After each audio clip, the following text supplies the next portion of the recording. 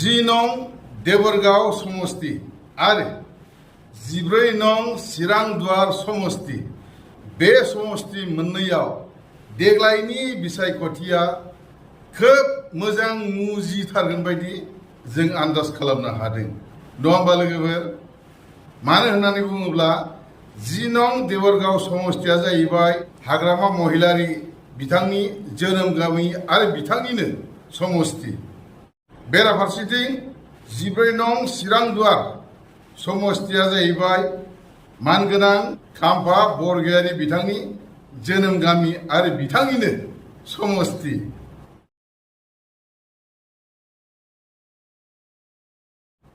इउपिपिएलनिफ्राय जानानै मानगोनां बारग' डिपुटि चिफ खाम्फा बरगयारिया देबरगाव समस्तियाव इलेक्शन गेलेनानै बारग' चिफ आरो बारग' डिपुटि चिफ बिथांमोनहा राजनितिकनि जेननाय देरहालायनायनि खाफालनि आन्जाद जुजिलायगोन नङा होमबा लोगोफोर खोब गोजोनथाव बाथ्रा आरो 14 नं चिरांदुवार खाम्फा बरगयारि बिथांनि समस्तियाव हाग्रामा महिलारि बिथाङा गेलेफैसिगोन आरो खाम्फा बरगयारि बिथांजों जेननाय देरहानायखौ लानानै राजनितिकनि खेला गेलेफैगोन जोबोर गोजोनथाव बाथ्रा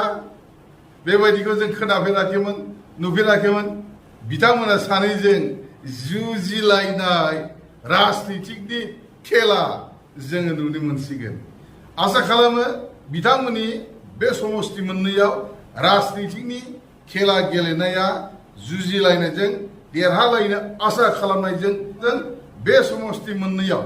बिथांमोनहा सोर जेनगोन सोर देरहागोन बिथांमोननि खाफालनि आन्जादखौ जोङो रायजो राजानि गेजेरजों माखासे समनि उनाव मोननो थांगासिनो दं नङा होमबा लोगोफोर दे बिथांमोनजों रायजो राजाया दङना गैया रायजो राजाया सोरखौ अनसायो सोरखौ नासयो जोङो बिथांमोननि खाफालनि आन्जादखौ फैगौ बोथोराव नुनो मोनगासिनो दङ जोङो नेनानै थादिनि हयारफानि हयारग नङा होमबा लोगोफोर गोजोन्थों